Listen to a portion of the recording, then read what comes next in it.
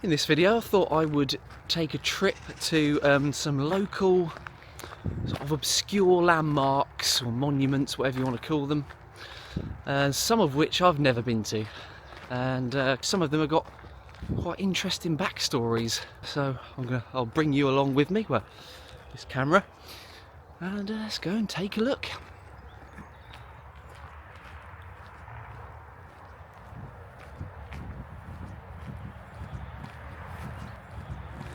I'm in the village of Keysoe, North Bedfordshire, and this behind me is a rare example of a beer house. This is where the parish beer would have once been kept. Well, no, not that sort. Not that sort. I'm talking about a kind of cart with 2 or 4 wheels, popular in the 19th century, in which the coffins of parishioners could be transported from the house that they died in to the local church. And I say rare example because there really aren't that many left. This one is of red brick with 2 big double doors. And I think it had a phase of being repurposed as a garage more recently in its life. Talking of actual beer though, the delicious beer, I think this should be turned into one of the country's smallest pubs. What do you reckon? I don't think it even still would be the smallest. Yeah, why not? Plenty of room for tables and chairs. Probably have to build a toilet extension on it though. I was having a quick look at the St Mary the Virgin church opposite and came across this set in the west face of the tower next to what looks like a small Norman window, a plaque which tells of a miracle.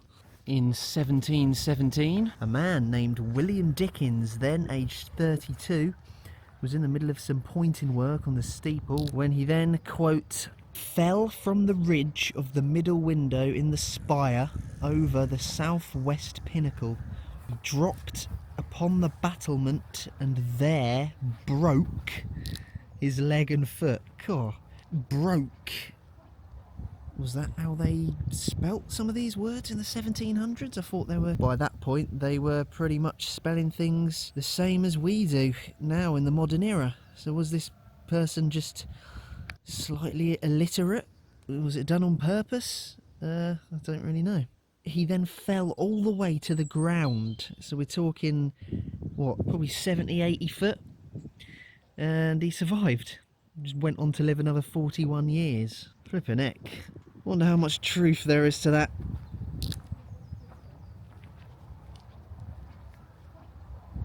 There is just one other example left in Bedfordshire, down in the village of Cople. This one stands near the church but is now incorporated into someone's private garden. And it survived demolition in the 60s when councils were just absolutely obsessed with demolishing everything, especially things like this. It's a nice little survivor. An article from the Bedfordshire Times of the 23rd of February 1968 reported on it. They were talking about the fact it was around 100 years old at that point and had been rendered obsolete because they deal with the dead in a different way now. The vicar of Cople at the time saying it has neither utility nor beauty. Bit harsh. I think it looks alright. Alas, it was given grade 2 listed status of special interest and it survives to this day. Along with this, well, old lamppost.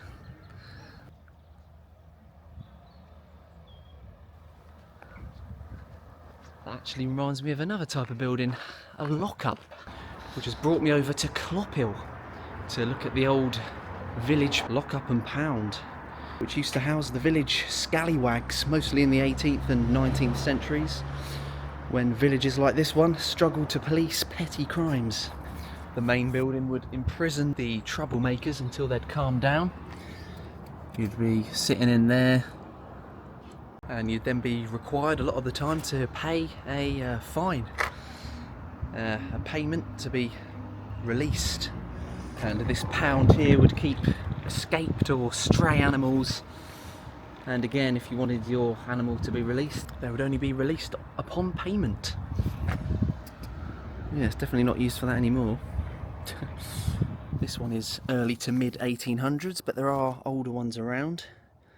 These lockups aren't quite as rare as the beer houses I was looking at earlier, but still many have been lost, like this one in Wootton, demolished in the 70s. There's another one just up the road in Keysoe, and a cracking looking one in Harold, which looks a bit like if a gnome was a building with its spire roof. And that one is the same sort of lockup that appears on the Everton badge. A little fact for you there. Oh, I love a good engraving. There we go, there's a 1957 one there. Any more years? Oh, alright then, lovely. 1970, there we go. I wonder if you're allowed to throw javelins against this wall. Well, they're not bulls, are they? So I'm guessing you're allowed.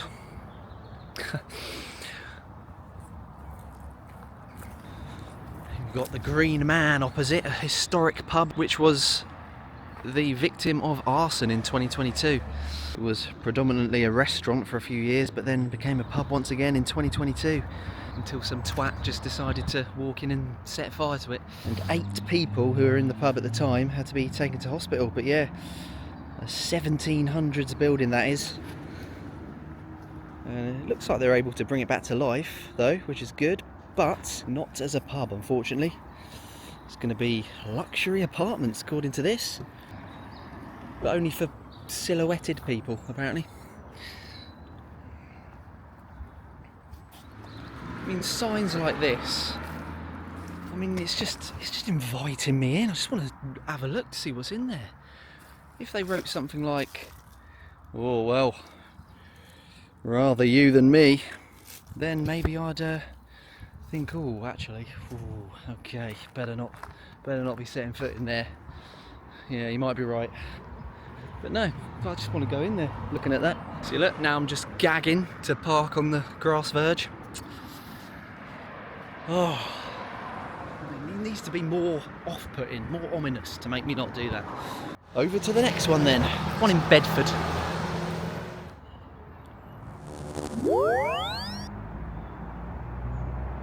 This is the entrance gateway to the former Britannia Iron Works in Bedford, which existed from 1857 to 1932, and then it became Britannia Iron and Steel Works.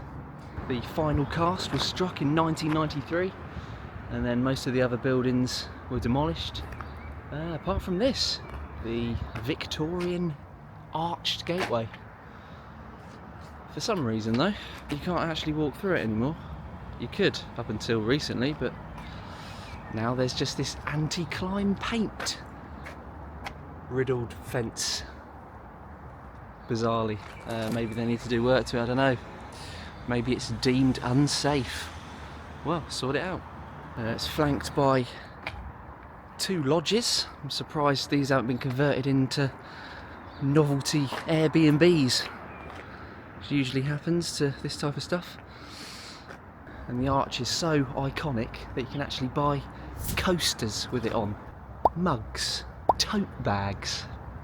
It would be good if the clock could be restored though, because it's been just gone 12:30 for over 10 years. The site has now of course been redeveloped in the years since they demolished all the old ironworks buildings. An interesting fact is that Garibaldi, no, not that one, the famous Italian general, although the biscuits are named after him, he would have witnessed this building with his very own eyes, because in 1864 he visited here and was given a tour of the ironworks, and even planted a tree as a memento of his visit in the lawn in front of the ironworks. Sequoia? Is that how you say it? Sequoia. A type of redwood. Maybe that's it there. And that tree lived for 80 years before being cut down in 1944, as it had come to the end of its life. But someone actually kept a slither of it, and it can be seen at the Higgins Museum in Bedford. Here's the former Crown pub opposite, photographed in 1870, so just 6 years after Garibaldi's visit. And a man working a steam plough can be seen in the foreground. I wonder what he'd make of the area if he saw it now. And this bit of wall is this bit here. It's still there with what looks like the original railings. And the pub was trading all the way up till about 2011, and the building was converted thereafter into a small care home.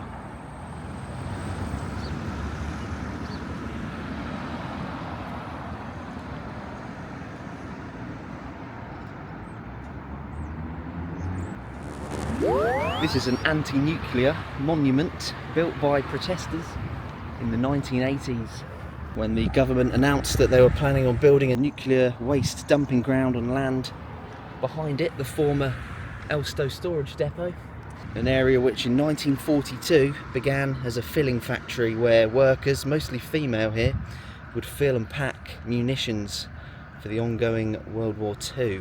In the 1960s, the Electricity Generating Board took over the site with the intention of building a power station, but this never got past the planning stage. And it was in the early 80s that proposals began to turn this area into a nuclear waste dump, a disposal area which of course angered the local residents who founded the Bedfordshire Against Nuclear Dumping group in response. And in 1986 was presented to the House of Commons, which amassed 95,000 signatures. And the following year, in 1987, the government announced that it abandoned all the plans. So it worked. Well, the original survived for just over 30 years until a housing developer came along and said, well, I'm afraid the roundabout we're building, we want to actually just stick it right about there, right on top of the monument. And using Google Earth, you can see the exact spot that it used to occupy till it was moved. The developers agreeing to move the monument about 50 yards from the original site. Couldn't they have just planned the roundabout in a way that it would just end up in the middle of the roundabout? You know, could have won roundabout of the year. And yes, that is a thing. Here are some of the previous winners. Oh, that's a nice one. Cool, lovely.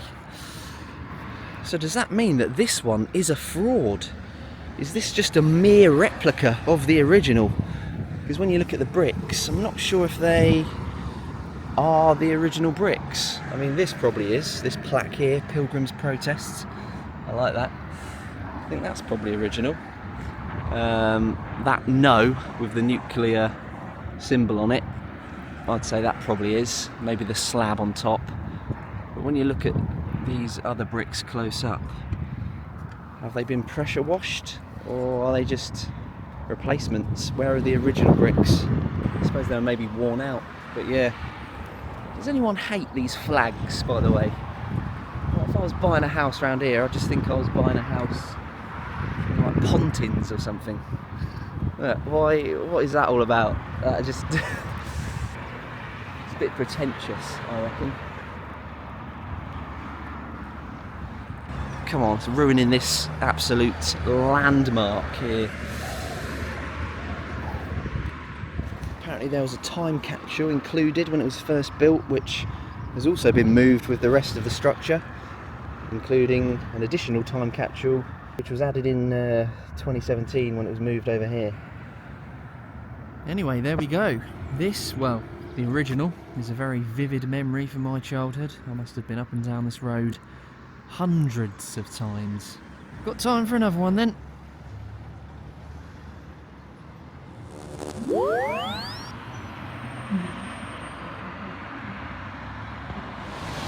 Originally at the Fountain Inn, an ancient coaching inn, this elaborate pub sign frame is also rather old. The earliest photograph of it is this, from the 1860s/1870s.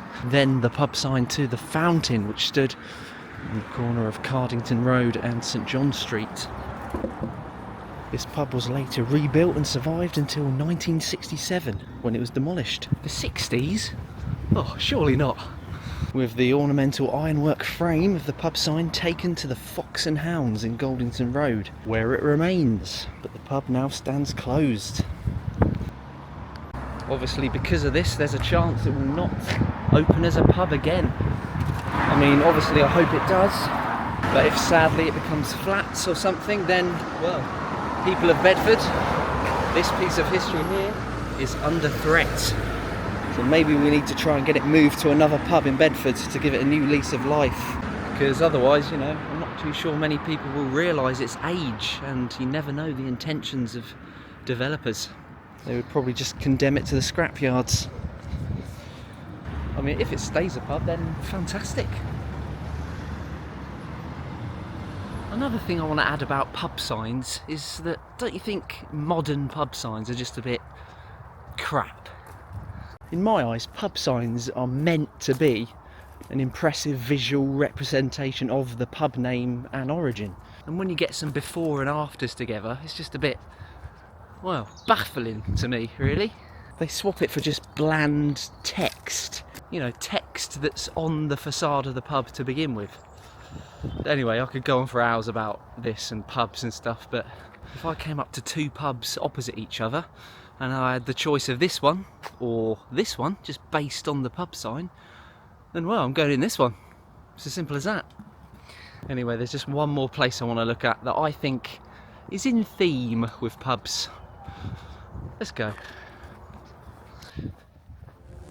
It's said that Charles Wells, this region's most famous brewer, had more skills than the so-called experts in searching for supplies of fresh water in and around Bedford. He climbed this hill in 1902 in the area now known as Park Road North. He sunk his own well and tapped into an underground water source filtered through the chalk and limestone to supply water for his brewery at Horn Lane, which used to stand on the banks of the river. The well is housed in an Edwardian brick tower, and although being placed in a busy residential area, little is really known about it locally.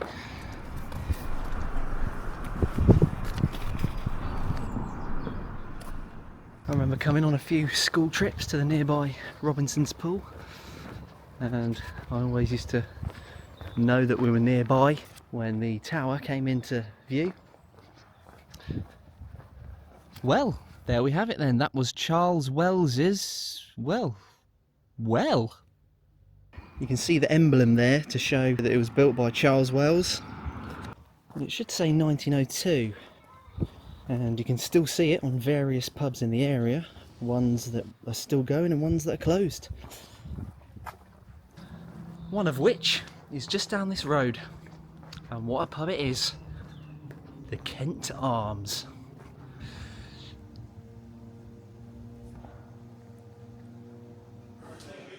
Thanks for watching. Lovely.